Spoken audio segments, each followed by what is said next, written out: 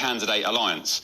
Let's start with Ahmed Yaqub, the former lawyer of the Manchester Airport defendants who claimed his clients in that situation were victims of an attempted assassination at the hands of police. This is Yaqub boasting how he worked to get another of his clients a soft sentence after dealing Class A drugs. Heroin supplier receives only 8 months in custody and will be out of prison soon. Those are the type of headlines that you expect to see in Birmingham Mail after my client today received only 8 months for supplying Class A drugs. But they don't know the backstory that my client was actually being forced to sell drugs because of a debt that he had got himself into.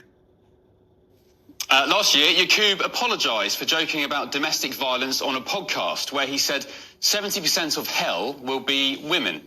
When another podcast guest said he would give a female a backhander, Yaqub replied, "Brother, are you saying that if she comes up in your personal space, you'll defend yourself?" And that's, of course, a reference to defence arguments employed by lawyers, which prompted laughter from all other guests on the podcast. And on that same podcast episode, Yaqub is seen laughing along when the man he created this new party with, Shakil Afsar, who I'll get onto in a second, said this. Okay, you know, the other argument is, so if you don't like it here, go to your own country.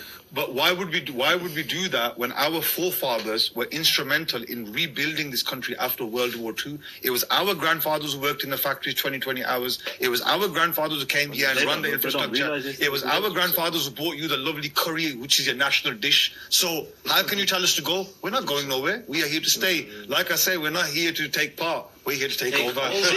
Dish. So how can you tell us to go? We're not going nowhere. We are here to stay. Like I say, we're not here to take part. We're here to take over.